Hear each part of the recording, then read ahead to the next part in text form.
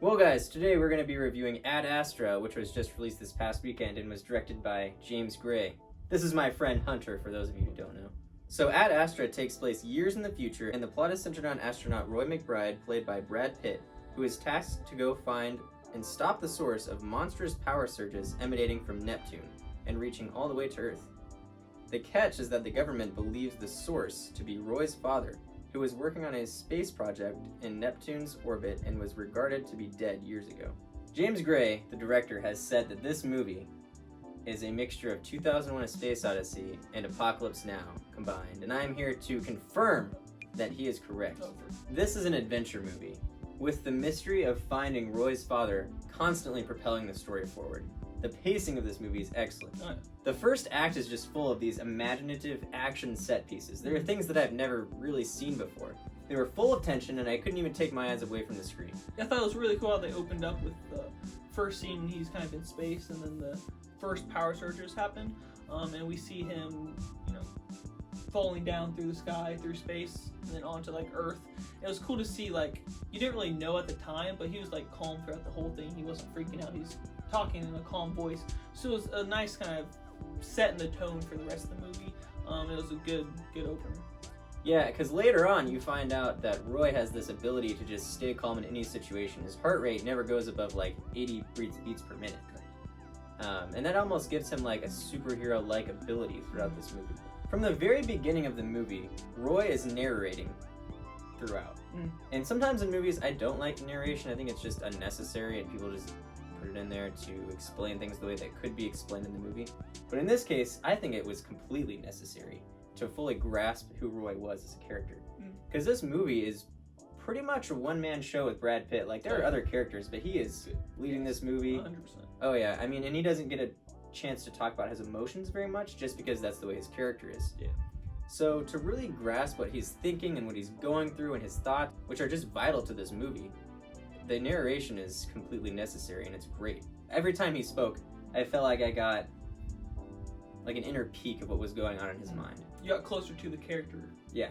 So the journey Roy takes to go find his father is really just symbolic for the journey he takes in his inner struggles and in his inner mind. He goes deeper and deeper into his mind and his thoughts and his struggles, and finally confronts them. Which is something you saw throughout the whole thing, is he's always been calm. He's never had a problem with being in space for a long time and getting in his own head. And when he got closer and closer to Neptune, he struggled a lot more once he got closer. Mm-hmm. And this title was actually taken for the Latin phrase, I think it was per aspera ad astra, which means through hardships to the stars. And this was the best part of the movie, watching him go through all these hardships and overcome them through the movie and realize that they were just symbolic for his inner struggles. It's what took this movie from being good to great.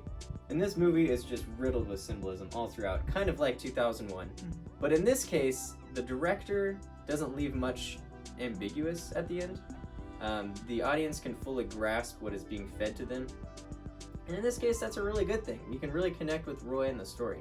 So yeah, we get these awesome action set pieces at the beginning, and after that, it kind of slows down as far as the tension goes. Well, I would say the physical tension lowers. There is still tension emotionally as far as what Roy is going through, and that just reaches its peak at the very end. And man, we're not gonna say anything about the ending because I do not want to give spoilers away. But that ending was just so satisfying to me. It completed Roy's arc, and it is an incredible story arc.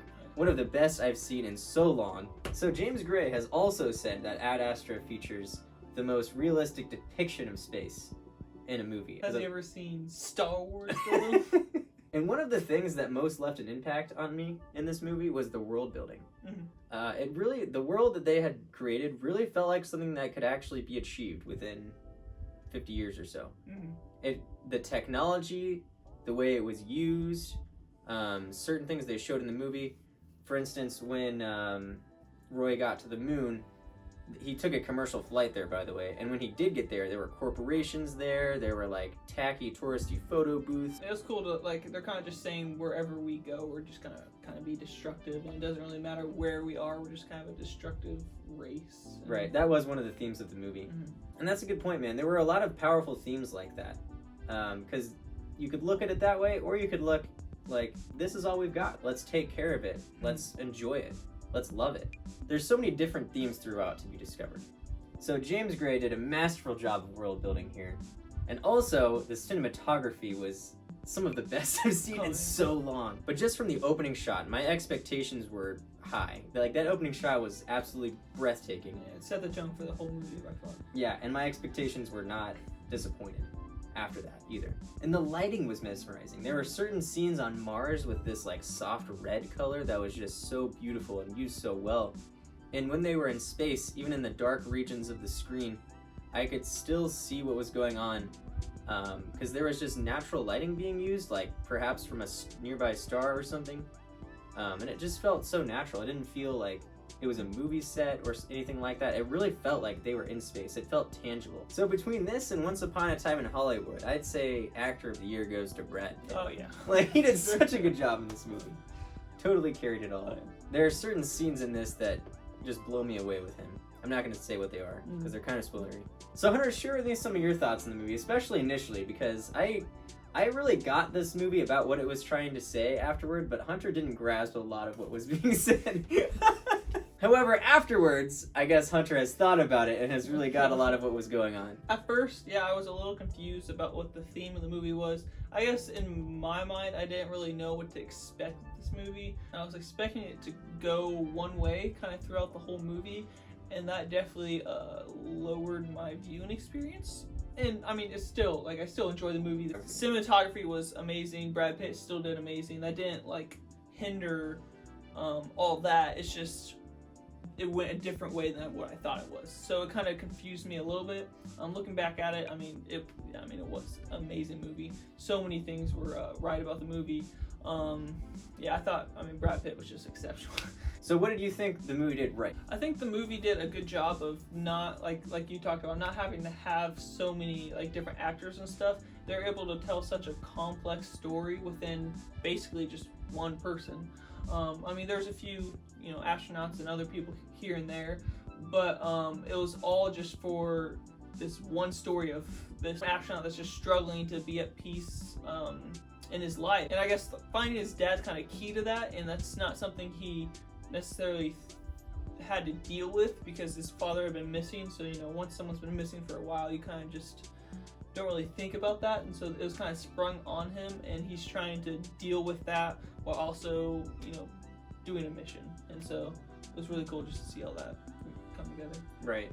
Because there's that top layer of just Brad Pitt going to go on this mission as a standard movie. But looking below that, there is so much under the surface going on with Brad Pitt's character. So Hunter, do you have any cons with this movie? Any problems you saw? I guess I kind of mentioned it. The con for me was, and that was my own fault, I guess, is I was thinking it was going to go this other way. And so that's not necessarily a con, it's more on my fault as a viewer, but that kind of, like I said, hindered my experience. But there wasn't many flaws in terms of like the plot or anything. Obviously, Brad Pitt was good, so there wasn't many cons to this, no. Yeah. Even the plot, I think in a lot of other directors' hands, could have had a lot of plot holes, but it was just handled so well as far as the world building goes. So there were just not really any plot holes that I saw, at least. Yeah. That were glaring. Yeah. I didn't have really any problems with this movie. I've thought about it. I can't really find any. This movie is imaginative. It brought my mind to places I had never really been before. And this is what sci-fi adventures are supposed to do. It had an epic story brought to the screen with such complexity and finesse. I believe that each year this decade, there has been one great sci-fi movie. And I think Ad Astra is that for 2019. Ad Astra is 2019's great sci-fi movie, guys. I would totally recommend going to check it out. I would give it a solid 9.5 out of 10. Hunter, what would you give it out of 10? So, I would say, this is a great movie. It really has you invested from start to finish. It has Oh, great yeah. scenes.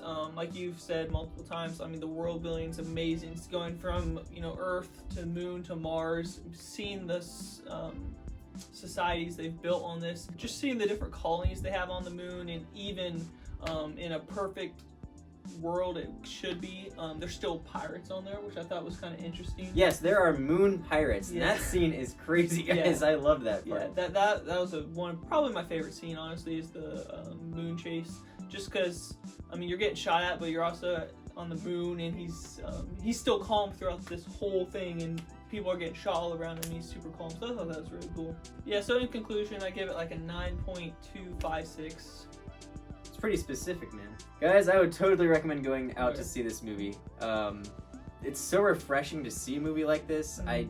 Honestly, this summer has not been that enticing to me as a moviegoer. I haven't really wanted to see a lot, and what I have seen hasn't super impressed me. Mhm.